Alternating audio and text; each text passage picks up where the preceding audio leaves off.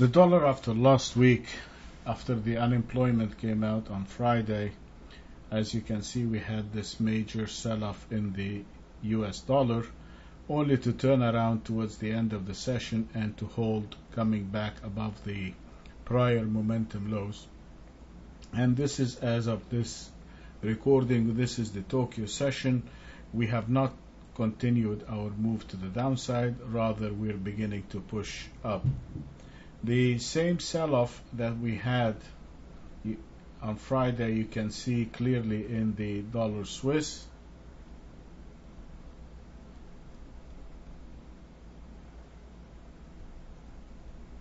This is the sell-off, as you can see, and that is the reversal that happened toward the end of the session, and this is again the Tokyo session, and you can see we're pretty much near the prior near Friday's close, and we are already pushing above the opening.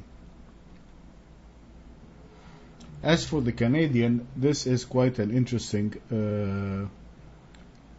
pair, because this is the chart of the dollar CAD, and even though the dollar sold off at the beginning of the session against the yen and against the Swiss franc, you could see that the dollar CAD, actually the dollar has moved higher towards against the Canadian dollar, even though there is or should be an undertone strength for the Canadian because of the grain situation in Russia and the export ban on the Russian grain, and that should have lent a great deal of pressure or a great deal of support, if you will, for the Canadian dollar. Contrary to the Australian dollar, that you can see that it has moved higher during the session, and it is at pretty much close near the highs. And this is your intraday for the Australian dollar. We had this slight sell-off in the beginning of the session, only to turn around. This is a chart of the Aussie, so that is quite strong. Having said that,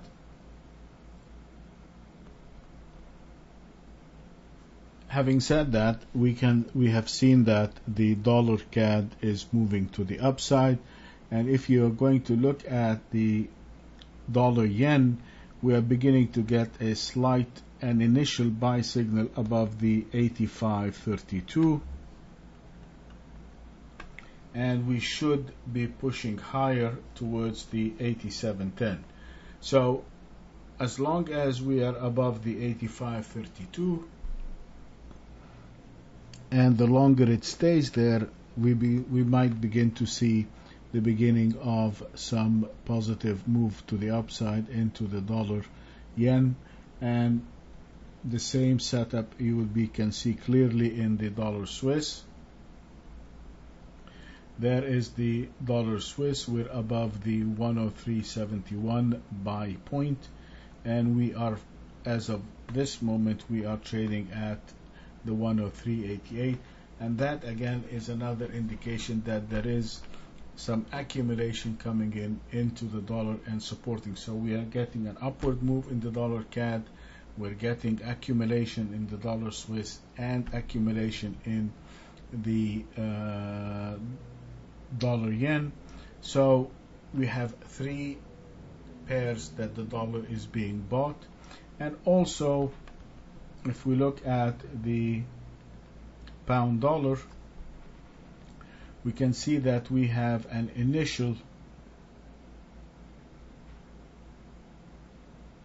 kind of weakness, if you can see, on the dollar, because we did not get the follow through to the upside above the 159.80. We're sitting right there at 150, so that is pretty close. But as long as we're below the 59.80, that would indicate again some weakness in the pound, or maybe some, or not maybe, and some strength in the US dollar. Only if it gets above the 59.80, the 159.80, then we can expect a continuation to the upside in the pound.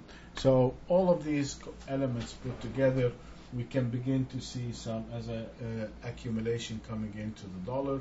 We have very close by buy entry points and sell entry points, and that's why if we are bearish on the dollar and we choose to sell it, we need to be careful that our exit points and our stops are well in place, because we might get some short covering rally into the dollar.